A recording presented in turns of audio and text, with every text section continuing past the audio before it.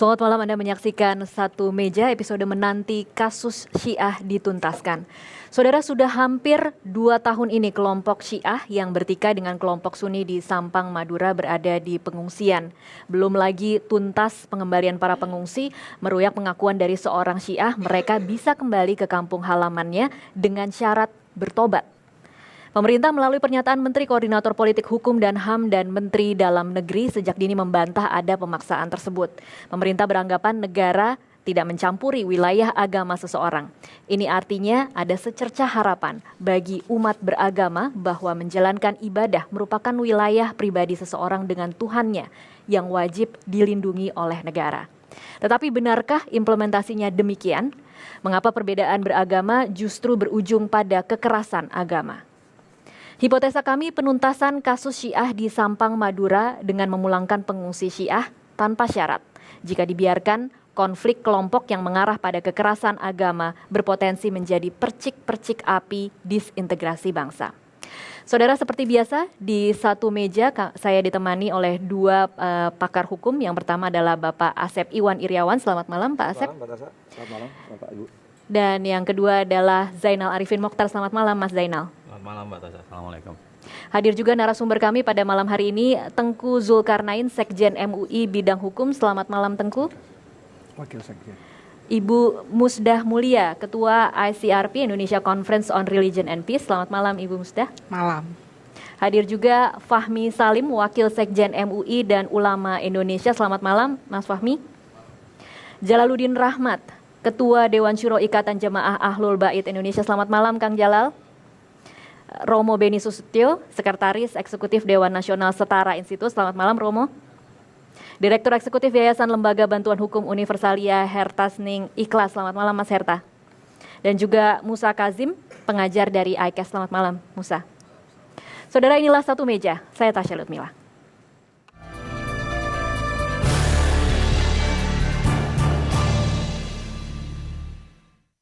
Saya kecewa sekali dengan pemerintah karena kita punya tempat sendiri, kenapa harus dipindah ke tempat orang lain gitu.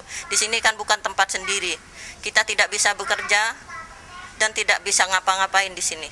Kita mau pulang ke sana dan ingin bekerja di sana, anak-anak kita banyak di sana yang membutuhkan. Harapannya Ibu sendiri apa? Saya mau pulang, Mbak. Harapan saya mau pulang ke tempat sendiri. Kita tidak salah apa-apa, kenapa kita harus diusir ke sini? Tidak perlu dan tidak boleh terjadi pertentangan antara yang disebut minoritas dan mayoritas. Semua adalah komponen bangsa kita yang harus hidup bersama dengan rukun dan damai serta saling hormat menghormati. Indonesia negara beragam agama. Para pemeluk hidup berdampingan dengan kepercayaan masing-masing. Sayangnya, intoleransi dan kekerasan yang mengatasnamakan agama di Indonesia meningkat. Berbagai kasus di Indonesia menyeruak, mengundang rasa was-was.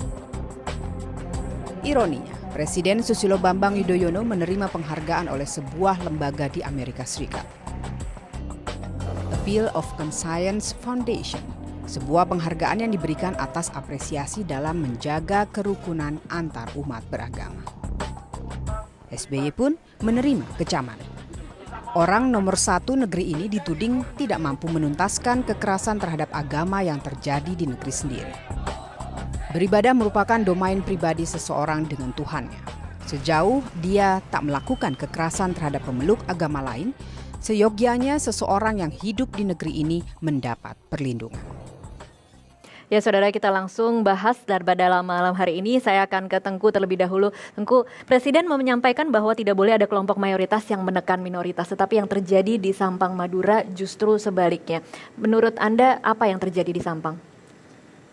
Semestinya kedua belah pihak tidak boleh saling melakukan penekanan dan kekerasan. Menurut Anda kelompok Syiah juga melakukan tekanan kepada minoritas, tetapi yang minoritas juga tidak boleh melakukan penekanan terhadap yang mayoritas. Di Sampang ini menurut kejadian bahwasanya ada konflik karena percik pertama golongan minoritas di sana mengganggu kenyamanan beragama orang-orang mayoritas di sana. Mengganggunya seperti apa? Dengan pendapat-pendapat misalnya menghina para sahabat Nabi, yang ini tidak boleh dilakukan dalam akidah Ahlussunnah wal Jamaah. Dan lain-lain pernyataan, ada sekitar 14 poin yang bisa dikumpulkan di masyarakat yang telah terjadi selama beberapa tahun di Sampang. Baik. Nah, hal ini tentu menimbulkan gesekan-gesekan. Sayangnya respon daripada penegak hukum waktu itu terlalu lambat ketika mendapat laporan ada kelompok minoritas yang melakukan penistaan terhadap sahabat-sahabat Nabi, dan ini tentu terlarang sekali dalam akidah Sunni Ahlussunnah wal Jamaah. Baik, saya akan kasih kesempatan ke Ibu Musdah. Apa benar seperti itu? Ya, itu kalau ngomong seperti ini seperti gosip ya. Di sana mengatakan ini, di situ mengatakan ini. Tapi buat saya, kita semua merujuk kepada konstitusi, kepada Pancasila. Itu saya kira pijakan yang paling mendasar di negara Indonesia yang berbasis hukum ini. Karena kalau pijakannya nanti kepada interpretasi, ada ribuan interpretasi. Karena itu mari kita kembali merujuk kepada konstitusi. Apakah boleh orang beragama berbeda antara Syiah dan Sunni itu berbeda ya? Iya. Ya. Kalau merujuk kepada konstitusi boleh-boleh saja sepanjang tidak ada kekerasan, sepanjang tidak ada upaya-upaya seperti yang tadi diceritakan oleh Pak Tengku. Nah, sekarang polisi harus turun tangan, tegas mencari siapa yang melakukan kriminalitas dan menempatkan semua orang pada posisi yang sama karena mereka adalah sama-sama warga negara. Oke. Itu Baik. jadi kembali kepada konstitusi, Oke. apa bunyi konstitusi, kembali kepada Pancasila, itulah merupakan pijakan kita dalam kehidupan berbangsa dan bernegara. Oke, Tengku, di konstitusi memang tidak mengatur bahwa perbedaan-perbedaan ini kemudian harus menjadi masalah. Tidak ada masalah dengan perbedaan, dengan agama lain juga di Indonesia terjadi kok. Bahkan aliran kepercayaan Yang jadi di masalah jadi Indonesia apa? Ketika terjadi penyerangan, menyakiti perasaan orang, menyerang akidah orang. Itu sahabat Nabi kan sakral dalam Islam. Bukan warga dulu yang menyerang.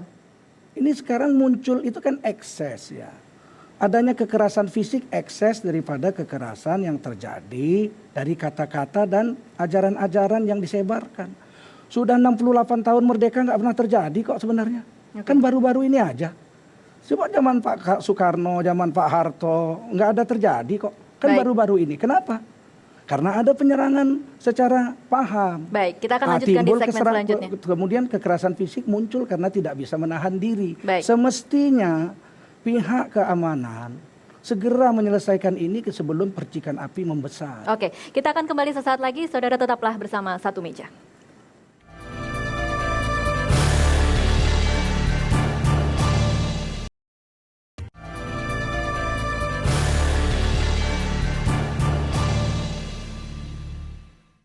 Kalau di Sampang itu lebih kepada konflik keluarga, malah konflik kelompok kecil yang berbeda keyakinan, ya. Kemudian dengan sebab-sebab tertentu kemudian mereka berkonflik dan kemudian masyarakat sekitarnya seakan-akan mendukung konflik salah satu pihak itu. Karena puluhan tahun mereka hidup semuanya bertetangga dengan baik, tidak ada apa-apa, saling menghargai, malah mereka bersaudara. Masalah keyakinan yang berbeda, masalah politik, jalan yang terbaik itu kembali ke tempatnya dengan aman, dengan baik, termasuk Sampang itu. Orang itu siapapun harus dijamin bahwa kita semua sesuai konstitusi kita berhak untuk menjalankan agama dan keyakinannya masing-masing pihak tanpa dicederai oleh siapapun. Saudara, konflik keluarga yang mengatasnamakan agama atau konflik agama yang menunggangi konflik keluarga? Kita akan langsung tanyakan ke Kang Jalal. Kang Jalal, ini sebenarnya seperti apa sih permasalahan di Sampang? Pertama, saya lebih senang menyebutnya ini sebagai konflik keluarga yang kemudian dimanfaatkan, diledakkan menjadi konflik agama. Saya boleh menanggapi Pak Tengku? Boleh. Ya. Tadi diucapkan berkali-kali bahwa orang Syiah menekan kelompok mayoritas dengan melakukan penghinaan terhadap sahabat. Ibu Musdah menjelaskan bahwa perbedaan itu dihargai di dalam agama di negeri kita secara konstitusional, termasuk perbedaan tanggapan terhadap sahabat. Jadi kalau ada perbedaan persepsi orang Syiah tentang sahabat, tidak boleh kita artikan sebagai penghinaan terhadap sahabat. Sama seperti perbedaan pandangan umat Kristiani tentang Kristus dengan pandangan umat Islam tentang Nabi Isa.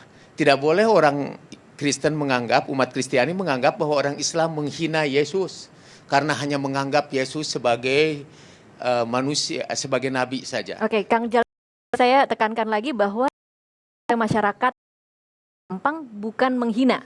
Bukan, dalam perhatian saya bukan hanya menghina. Perbedaan persepsi. Hanya perbedaan persepsi tentang sahabat. Ambillah contoh Mbak, Al-Quran mengatakan, dalam Al-Quran ini surat Jum'ah, Al-Quran berkata, "Idza ra'au tijaratan aw lahwan infaddu ilaiha wa tarakuka qa'imah." Ketika para sahabat itu melihat perdagangan dan hiburan, mereka tinggalkan kaum Muhammad berdiri sendirian. Baik. Jadi pada waktu salat Jumat, para sahabat bubar meninggalkan Nabi. Apakah kita mengatakan bahwa itu penghinaan terhadap para sahabat? Oke, saya kasih kesempatan ke Tengku. Bukan melakukan penghinaan, Tengku, hanya perbedaan persepsi. Bung Jalal keliru mengambil analogi, perbandingannya. Kalau orang Kristen mengatakan Yesus itu anak Tuhan, orang Kristen terus diprotes oleh orang Islam itu menghina Nabi Isa, itu konteksnya beda, lain agama dong. Tentu orang Islam tidak boleh mencampuri agama Kristen, lakum dinukum waliyadin. Masalahnya Syiah dengan Sunni ini sama-sama ngaku Islam. Sama-sama membaca Al-Quran yang sama. Kalau misalnya dikatakan Quran wasabiqunal awwaluna minal muhajirin wal ansor. Orang-orang muhajirin ansor itu orang-orang ahli surga. Allah ridha semua kepada mereka. Tiba-tiba dikatakan sahabat Nabi itu cuma 4 yang beriman pada Rasul. Semuanya 114.000 sisanya kafir. Ini kan ngelawan Quran. Allah sudah ridha kepada muhajirin ansor. Teguh, Tentu kami orang Sunni berhak memberikan ini pemahaman yang keliru. Baik. Kalau orang Nasrani mengatakan begini begitu tentang Yesus, kita akan katakan lakum dinukum waliyadin. Tidak ada hak kami mencampuri Anda. Baik, Tengku, tadi Anda mengatakan tapi sebelum kita break, tidak masalah ada perbedaan Syiah dan Sunni di dalam, karena Syiah dan Sunni di Indonesia pun bisa hidup berdampingan tetapi tidak menimbulkan konflik seperti yang terjadi di Sampang. Kalau sama-sama fair ya, di Aceh ini sejarah. Masuknya Islam ke Indonesia antara Sunni dengan Syiah itu hampir bersamaan. Bahkan Raja Aceh Sultan Alim Ghoyat Shah itu Syiah. Jadi sebenarnya tidak ada masalah? Tidak ada masalah. Kenapa? Ketika sama-sama jujur memasarkan ajarannya masing-masing. Ini loh akidah ahli sunnah rukun imannya 6. Terus Syiah, oh kami rukun imannya 5. Terus kami sahabat itu nggak beres itu. 114.000 masuk neraka semua kecuali 4. Sedangkan ini bilang semuanya diridhoi Allah. Nah masyarakat akan lihat, ternyata setelah 1000 sekian tahun Syiah dengan Sunni berkembang, Syiah jadi minoritas di dunia kok. Tapi Syiah di Indonesia kan boleh keberadaannya kan? Ya boleh saja, asal jangan menghina lah. Kalau menghina. Anda tetap menganggap itu menghina? Iya, kalau menghina pasti ada konflik. Kita nggak boleh menutup mata ya. Di Irak konflik, bunuh-bunuhan, bom-boman masjid dengan masjid. Di Suriah bom-boman. Kenapa? Karena ada penyerangan kepahaman orang. Dan ini tidak akan bisa diterima sampai kiamat. Ketika dipasarkan jujur dipasarkan, Syiah minoritas di seluruh dunia. Baik, saya sekarang ke Mas Hertas sebentar, Pak Kang Jalal. Mas Hertas, apa yang terjadi sebenarnya, kronologis yang terjadi dalam penyerangan di Sampang Madura? Jadi setelah 22 tahun kami mencoba menelusuri, termasuk mencari akar masalahnya, justru yang saya dapatkan adalah cerita yang sebaliknya. Yang terjadi sebenarnya adalah gumpalan fitnah yang kemudian ditelan bulat-bulat dan sampai ke level nasional. Gumpalan fitnah, siapa yang melakukan fitnah? Gumpalan fitnah ini kalau kita lacak masalahnya justru menarik. Sebenarnya akar faktor determinannya bukan masalah sahabat. Tapi yang saya lacak sejak awal, bahkan ketika Ustadz Tajo, tokoh Syiah ini, pertama remaja hendak menyantri ke satu pondok pesantren bernama Yapi Bangil, itu sudah pernah ditarik sama orang bernama Ali Karar, yang menjadi faktor determinan di belakang kelompok intoleran ini. Jadi ini sebenarnya yang saya lihat. Ada memang faktor di mana masalah Sunni Syiah itu mengeras karena pandangan. Lalu kemudian terciptalah fitnah-fitnah itu. Yang sebenarnya kata orang Syiah, kami sendiri kalau memang ada orang mengkritik sahabat, kami sendiri marah. Karena kami, doktrin kami, mereka mengatakan seperti itu kepada kami. Pertanyaannya sama, siapa yang melakukan fitnah ini? Ya ini Mbak, jadi menurut saya penjelasan terhadap masalah ini tidak boleh dengan mengatakan ini masalah ajaran. Tetapi ini saya melihat ya, kalau dalam kultur Madura ada elit-elit.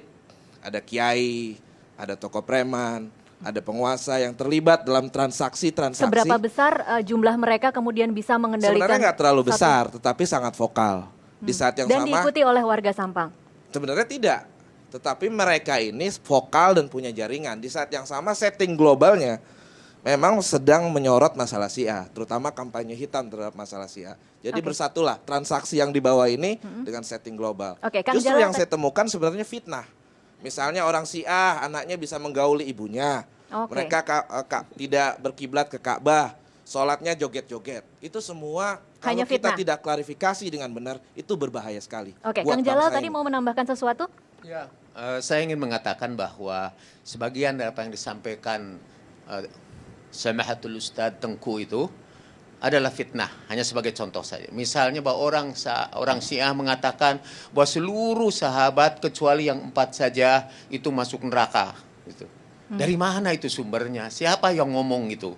Ya. Tidak, jadi itu hanya sekedar contoh saja. Iya, ya. Baik. Saya kembali ke Ibu Musdah.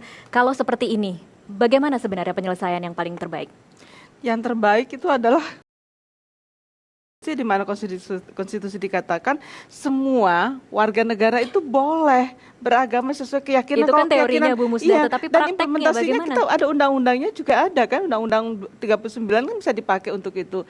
Jadi pemerintah kembali menunjukkan, oh ini kamu ditelusuri, itu kan harus ada penelitian yang mendalam terhadap siapa yang mengungkapkan fitnah-fitnah itu. Lalu ini elit-elitnya ini diambil, lalu diklarifikasi, disidangkan di pengadilan. Itu loh yang jelas seperti itu. Tetapi persidangannya juga harus jujur, tidak seperti persidangan Tajul Muluk kemarin itu penuh dengan menyedihkan ya, penuh dengan intrik karena ya saya melihat bahwa hakimnya juga memihak. Ini kan problem. Jadi karena itu di negara kita bagaimana para penguasa, para penyelenggara negara ini melakukan tugasnya itu dengan netral dan adil, tidak memihak kepada siapapun. Baik. Saudara Satu Meja akan kembali sesaat lagi.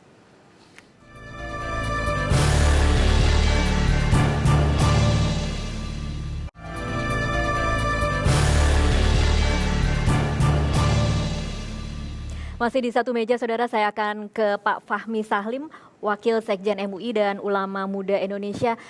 Pak Fahmi, mungkin kalau tadi dari perbincangan kita sebelumnya, Anda bisa lebih mempertajam lagi apa sebenarnya yang terjadi di Sampang. Benarkah ada penghinaan dan apakah benar seperti yang dikatakan oleh Mas Herta tadi, ada begitu banyak masalah yang membuat konflik Syiah Sampang ini menjadi begitu kompleks? Jadi dari masukan-masukan, kemudian laporan-laporan dari para ulama di Madura, Basra, kemudian PCNU di Sampang, kemudian juga ulama lainnya, memang itu terjadi dan itu bukan baru tahun 2011-2012 saja, tetapi apa yang terjadi? Sejak tahun 2004 bahkan itu sudah terjadi, yaitu dakwah ajaran Syiah ini kepada masyarakat Sunni. Di antaranya tadi sudah diberikan contoh oleh Pak Tengku. Kemudian saya ingin tanggapi Pak Jalal, kalau bertanya siapa yang mengatakan sahabat itu semuanya dikafirkan kecuali 4, itu justru tokoh ulama Syiah yang paling otoritatif sendiri, yaitu Al-Kulaini di dalam kitabnya Al-Kafi. Kita tidak bisa menutup mata akan hal itu. Lalu kemudian pendapat-pendapat seperti ini direproduksi oleh dai-dai, tokoh-tokoh Syiah di Sampang. Kemudian Bu Musda, boleh saya berikan penekanan soal konstitusi negara kita sami'na wa ta'na, tetapi juga sebagai umat Islam kita ada panduan, guidance dari para ulama kita bahwa ada yang disebut dengan perbedaan yang itu ditolerir dan ada penyimpangan antara al-ikhtilaf dengan al-inhiraf ini berbeda, Ibu. MUI dalam Munas Alim Ulama Munas Alim Ulama Nasional tahun 2006 di Gontor sudah memberikan guidance bahwa ada perbedaan pendapat di kalangan umat Islam di antara ulama ini yang itu tolerir, yaitu dalam konteks fi majal ma'ana alaihi wa ashabi, dalam konteks mazhab Ahlus Sunnah wal Jamaah. Tetapi di luar itu sudah dikategorikan bukan lagi perbedaan pendapat tetapi sudah penyimpangan. Ini sudah disepakati oleh seluruh ulama di MUI dalam Munas Alim Ulama tahun 2006 di Gontor. Jadi kita mesti selaraskan ini dulu. Jadi jangan kemudian mengatakan mengentengkan soal perbedaan atau penyimpangan dan sebagainya. Jadi mesti kita dudukkan ada outline-nya kok di MUI dalam menyikapi faham ini gitu ya. Terima kasih. Saya ke silakan Tengku. Saya ingin memperkuat bahwasanya Kang Jalal tadi bilang menghina sahabat atau mencerca sahabat itu sah-sah saja karena itu adalah perbedaan pendapat. Tetapi Ali Tazkiri sendiri, Ayatollah Ali Tazkiri beberapa bulan yang lalu mengatakan tidak boleh dan tidak mentolerir adanya penghinaan terhadap sahabat Nabi.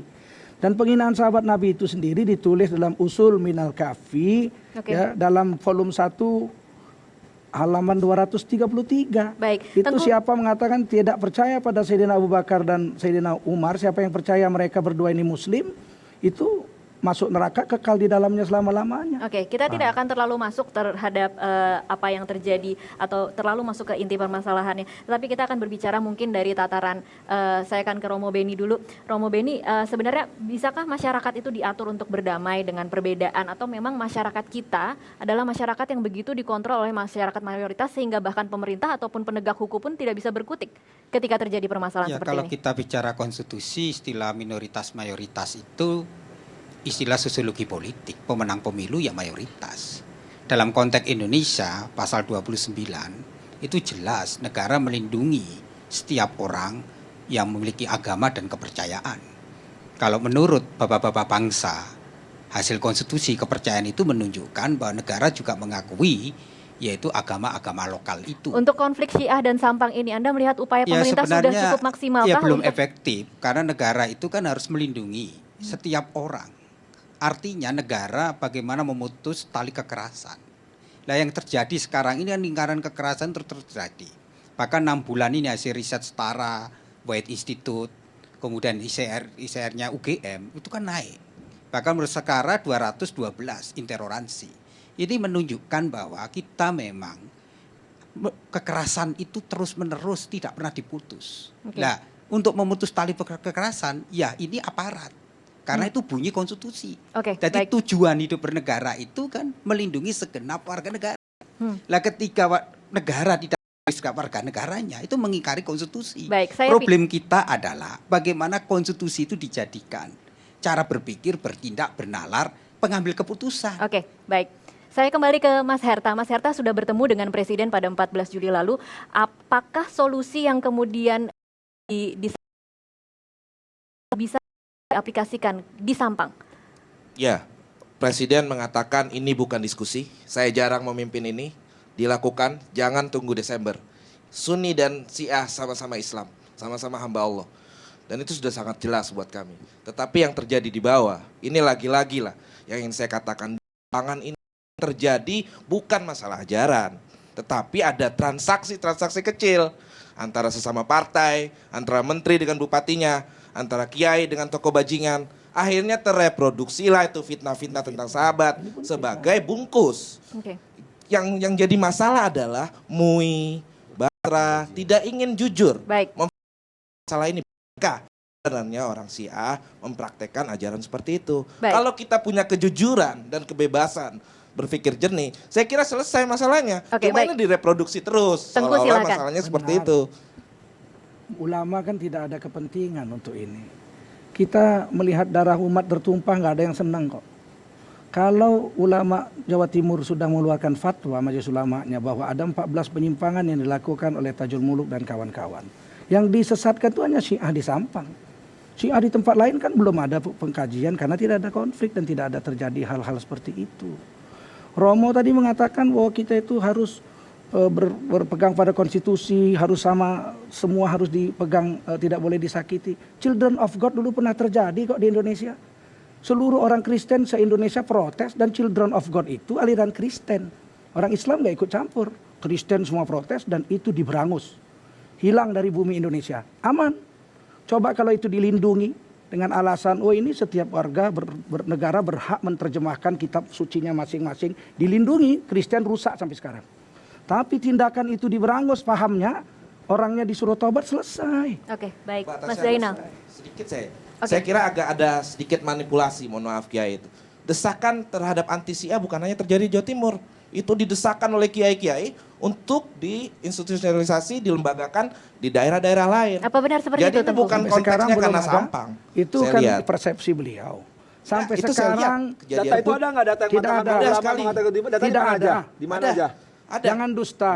Ini ditonton jutaan orang. Pak, salah satu Majelis Ulama Indonesia, Mbak Tasya, hanya mengeluarkan fatwa MUI Jawa Timur dan NUI Sampang bahwa yang sesat adalah Syiah di Sampang. Jadi cuma Sampang Sampai ya? sekarang belum ada MUI di tempat lain dikeluarkan fatwa sesat oleh MUI Pusat atau MUI Jawa Barat atau MUI Sumatera Utara. Ini fitnah. Sidang di dalam MUI Pusat itu berbundel-bundel dokumen yang mengatakan sendiri adalah orang di dalam MUI bahwa Mbak ada Tasha. upaya.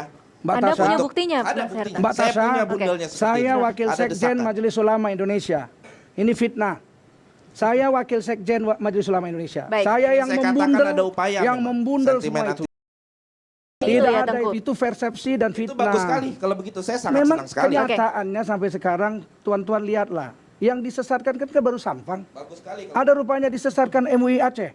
Ada MUI Jawa Barat. Baik. Nggak ada karena mereka itu tidak Baik. mengeluarkan statement-statement menyerang seperti yang terjadi di Sampang. Baik. Di Barat, di Jakarta. Iya, Mas Zainal. Konstitusi kan berbicara setiap orang. Jadi dia tidak memisahkan siapapun, dia bicara soal orang. Perlindungan agama adalah perlindungan setiap orang.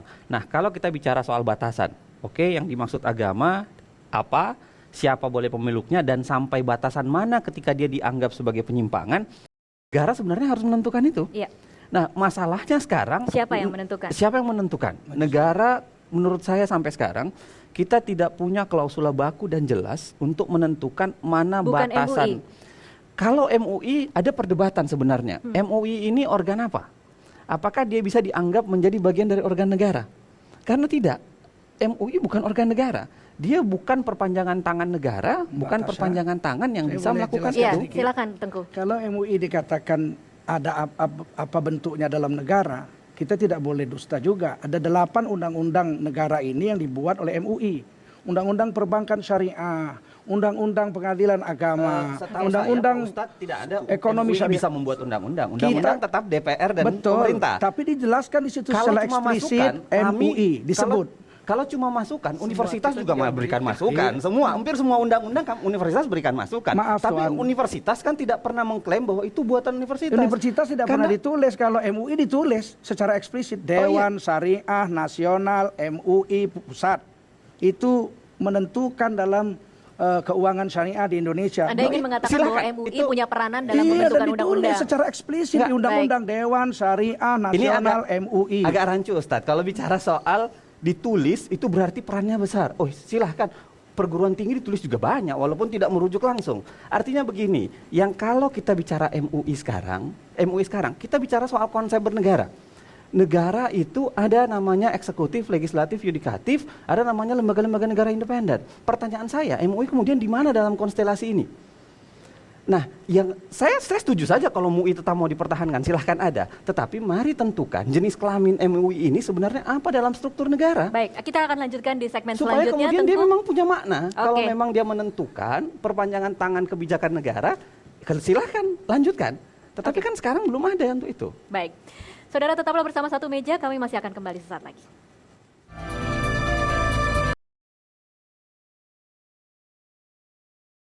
Indonesia.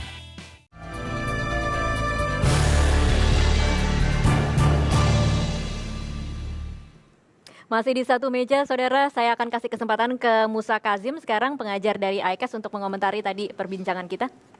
Saya ingin kembali kepada kasus konflik Syiah di Sampang ini. Menurut saya selain ada gelombang fitnah yang luar biasa besar, khususnya terakhir-terakhir ini, yang merupakan rembesan dari konflik di Timur Tengah, sayangnya negara kemudian tidak berhasil untuk menyelesaikan masalah ini dengan logika hukum atau logika konstitusi.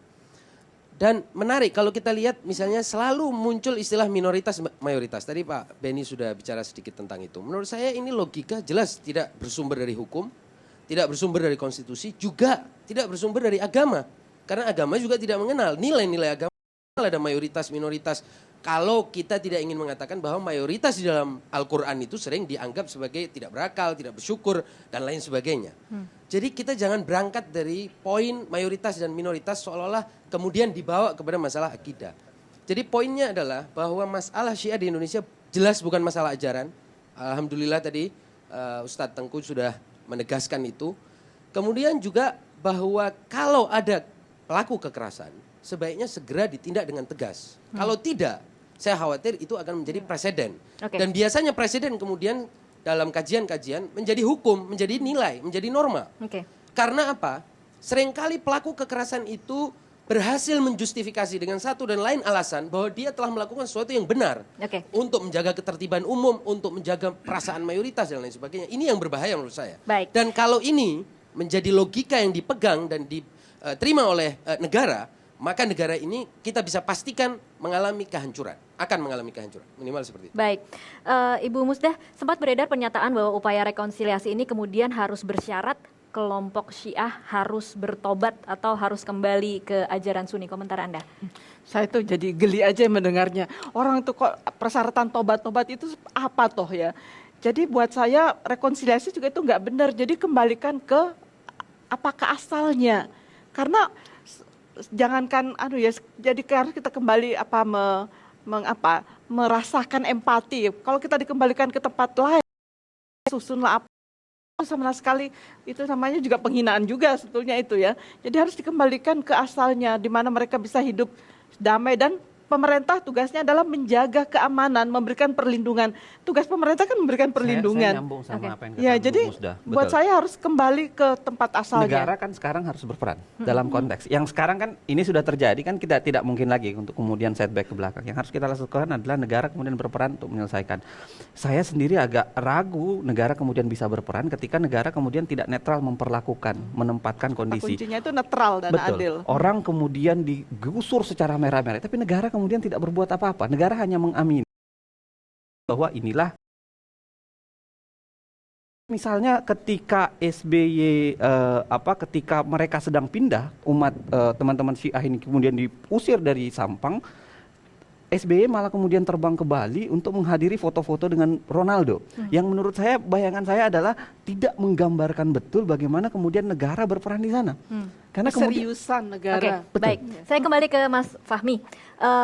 Ketika kemudian ada upaya untuk mengembalikan relokasi pengungsi, masih bisakah mereka kembali dan kemudian dijamin keamanannya, tidak akan ada serangan-serangan lagi? Ya, relokasi itu memindahkan, bukan mengembalikan ke tempat asal. Maaf saya betulkan.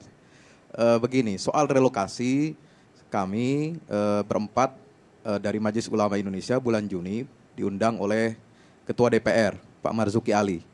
Ya, bersama Menteri Agama juga hadir langsung. Lalu anggota Komisi 8 DPR dan juga dari Litbang dan lain sebagainya. Kita duduk bersama membicarakan masalah relokasi. Mbak Tasha, relokasi ini kenapa itu direkomendasikan oleh pemerintah daerah? Sebenarnya pusat tidak menyetujui kan? Tapi yang mengambil keputusan itu adalah dari Pemda Sampang, kemudian juga Pemda Jawa Timur ya Bu Musda. Itu semua diambil berdasarkan masukan dan juga desakan dari masyarakat. Kenapa? Memang relokasi ini benar-benar itu masyarakat ada atau hanya kelompok karena tertentu? begini, selama belum bisa di tataran akar rumput rekonsiliasi antara kedua pihak ini, tentu kita tidak akan mengambil resiko ya. Kalau dia kembali ke tempatnya, apakah dia akan terus bisa kembali aman seperti itu? Ini seluruh Jadi ini kan masyarakat sementara sifatnya. atau hanya kelompok tertentu? Sifatnya kan sementara. Jadi intinya begini Pak, rekonsiliasi orang belum diusir bisa dari rumahnya itu kan sebuah pelanggaran hukum. Dan ketika pelanggaran hukum itu dibiarkan oleh negara, artinya kan membenarkan Eigenrechting. Artinya kalau orang dipukuli rame-rame, Pemda sendiri loh yang memberikan rekomendasi. Saya kasih kesempatan ke Tengku. Harus diluruskan mengusir atau menyelamatkan. Kalau dibiarkan situ akar rumput sudah mati. Menyelamatkan tapi sambil mengusir begitu, Tengku? Tidak, beda. Menyelamatkan itu memang sesuatu di mana-mana negara jika terjadi konflik, orang yang terdesak pasti akan diungsikan lebih dahulu. Kalau nggak mati dong. Dia harus diungsikan. Oke, Mas. Orang ditarik-tarik. Mas Herta tolong. Orang berteriak-teriak minta tolong. Ada yang sholat dipaksa, kamu ngapain sholat? Kamu ini nggak perlu sholat. Apakah itu yang kita sebut penyelamatan? Kita ini sering bermain-main dengan eufemisme. Saya tuh lebih tertarik ya. Apa sih konsep MUI untuk menyelamatkan bangsa ini? Untuk menyelamatkan umat Islam ini lebih menarik pertanyaan ini. Silakan. Ketimbang kita membahas sahabat dan lain sebagainya. Kita tidak usah alergi dengan relokasi. Kalau relokasi ini menyebabkan kehidupan lebih baik. Jadi solusi dari MUI adalah relokasi. Relokasi bagus. Tidak boleh kembali lagi ke Sampang. Mbak Tasha, boleh kalau akar permasalahannya selesai. nyawa mereka tidak terancam silakan, dan mereka tobat. Ali Tazkiri sendiri menyuruh tobat, apalagi kita yang tobat dalam artian mereka harus meninggalkan kepercayaan Syiah mereka. Memberhentikan penghinaan yang menyebabkan orang lain tetapi tersinggung. masih boleh menjalankan ajaran agama mereka. Silakan selama tidak menghina ajaran mayoritas. Kang Jalal, Tunggu dulu silakan. sebentar. Saya harus kasih kesempatan ke Kang Jalal sebentar. Ya, pertama kayaknya isu penghinaan itu diulang berkali-kali. Dan dikutip juga Ayatullah Tazkiri ya. Saya sih bisa mengutip siapa saja di dunia ini. Saya bisa mengutip Einstein, saya bisa mengutip mungkin yang paling soleh di seluruh alam semesta. Tapi itu tidak ada hubungannya dengan pembicaraan kita. Pembicaraan kita sekarang, kelompok Syiah telah dituduh melakukan penghinaan. Dan karena penghinaan yang dilakukan orang Syiah, maka para ulama tersinggung.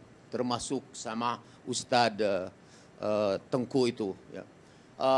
Dan ketersinggungan para ulama itu, tadi saya sudah sebutkan, itu hanya masalah penafsiran. Sampai sekarang, hatta di pengadilan sekalipun, tidak terbukti Tajul Muluk itu melakukan penghinaan terhadap sahabat. Dari fakta pengadilan Dari ya? fakta pengadilan. Oke, Kang Jalal, solusinya seperti apa? Mungkinkah kemudian kelompok pengungsi ini kembali ke kampung mereka dan bisa kemudian hidup berdamai? Ya. Kalau saya sih, solusi dari saya ingin berdialog dengan para ulama setempat. Karena merekalah yang mengancam keamanan itu. Dan dialog itu harusnya dilindungi oleh pemerintah. Bahkan pemerintahlah yang melakukan pengawalan terhadap dialog itu. Sampai para ulama puas dan saling memahami satu sama lain. Baik, saya karena akan intinya adalah perlindungan dari para ulama terhadap pengungsi Syiah itu. Baik, Kalau kita kembalikan sekarang tanpa perlindungan dari ulama, kata angkatan kepolisian kita tidak cukup banyak memiliki anggota untuk melindungi mereka.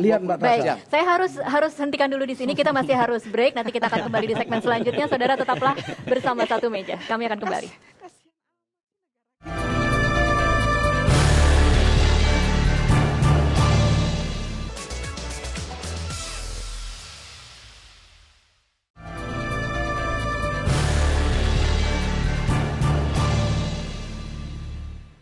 Masih di Satu Meja, win-win solution seperti apa yang bisa kita terapkan untuk menyelesaikan konflik di Sampang Madura? Ke Mas Musa, singkat saja. Terima kasih Mbak Tasya. Menurut saya pertama, kita jangan mengambil jalan yang menyimpang dengan melakukan relokasi. Karena negara ini bertanggung jawab untuk melakukan rekonsiliasi Relokasi sesuai artinya dengan negara gagal. undang-undang. Karena apa? Relokasi akan berakibat hilangnya hak-hak warga negara. Oke. Sementara ada jalan yang lebih benar, Shirathul Mustaqim, yaitu rekonsiliasi. Dan itu negara sangat mampu. Kenapa saya katakan sangat mampu? Ada modal sosial yang jelas-jelas. Dan orang-orang Madura itu mengenal apa yang disebut dengan tretan, hubungan-hubungan kerabat. Dan di sini semestinya menurut saya MUI berperan lebih aktif ya, dan partisipatif. Kedua, menurut saya yang lebih penting juga, yang juga penting adalah jangan menghidup-hidupkan urusan minoritas-mayoritas yang itu tidak benar menurut nilai-nilai agama maupun nilai-nilai konstitusi. Karena tidak ada mayoritas dan minoritas dalam urusan hukum. Baik, Pak Fahmi, mungkinkah masyarakat yang mengungsi saat ini kembali ke kampung halaman mereka dengan jaminan keamanan? Bisa, jadi relokasi itu sifatnya sementara selagi rekonsiliasi di akar rumput itu belum bisa dicapai. Mungkinkah itu rekonsiliasi itu tercapai? Perlu bertahap. Mudah-mudahan bisa tercapai. Kita dorong terus sebab cara rekonsiliasi terbaik itu sebenarnya sudah dicapai oleh para ulama kita dari kedua kubu Sunni dan Syiah, bahkan di tingkat level internasional. Di level internasional tahun 2007 ada yang disebut dengan Muktamar Doha. Ya, di mana seluruh pemimpin dunia Islam Sunni dan Syiah berkumpul memberikan rambu-rambu guidance supaya ini tidak terjadi konflik antara dua pihak. Yang paling poin utama yang ingin saya sampaikan hasil dari Muktamar Doha itu adalah tidak boleh dari masing-masing mazhab ini lalu kemudian ingin masuk menerobos menyebarkan mazhab dakwah mazhab itu kepada kelompok lain. Yang ini akan mengundang konflik yang terus berkepanjangan. Jadi ini harus diperhatikan gitu. Jadi pemerintah itu kan harus hadir. Seperti katakan dalam pidato SBY bahwa negara memberi jaminan kepada setiap warga negara, maka saat ini harus dibuktikan. Negara harus hadir di mana warganya mendapatkan perlindungan. Konkretnya seperti apa? Romo, ketika di nasional sudah mencapai kesepakatan, tetapi ternyata di Sampangnya sendiri. Pertama, gini loh, memang rekonsiliasi dibutuhkan, pendekatan kultural, tapi juga hukum harus ditegakkan. Selama hukum tidak menjadi panglima, maka di situ pembiaran kekerasan dan tali kekerasan tidak pernah diputus, maka menimbulkan lingkaran kekerasan. Problem kita adalah penguasa tidak pernah hadir ketika warga negara harus mendapat perlindungan. Maka kekerasan meningkat hampir 8,5 tahun. Karena apa? Negara dalam konteks ini tidak pernah menyentuh harkat martabatnya. Maka pentingnya mengembalikan roh konstitusi bagi hidup kita bersama, karena negara ini negara konstitusi. Maka konstitusi harus menjadi cara hidup kita bersama. Baik, Mas Herta, apa yang diinginkan oleh para pengungsi saat ini? Pengungsi ingin pulang, dan itu ada modal sosial yang sangat besar. Saya turun ke bawah, Mbak. Jadi yang di atas nih seringkali hanya mengutip dan menyimpulkan sesuatu yang tidak mengakar. Di bawah itu sebenarnya mereka menerima pengungsi. Dan Basra juga tidak monolitik, Kiai juga tidak monolitik. Kami bertemu banyak Kiai yang menyayangkan masalah ini. Yang kedua yang ingin saya sampaikan, pengungsi harus pulang tanpa syarat. Tidak ada istilah bertobat. Baik dari Presiden SBY maupun dari Ketua Rekonsiliasi sendiri, Prof. A'la, mengatakan saya optimis bisa mengembalikan pengungsi. Dan saya percaya sekali bahwa mereka punya hubungan persaudaraan yang sejumlah kiai kecil saja. Dan saya optimis bisa menyelesaikan masalah ini. Di level nasional, tetapi kalau pandangan MUI selalu membahas persoalan perbedaan-perbedaan yang meruncing, ini yang berbahaya. Ini sparking hatred kembali. Dan ini tidak produktif buat bangsa kita. Itu yang ingin saya tekankan. Kang Jalal, bagaimana caranya mencapai rekonsiliasi ini?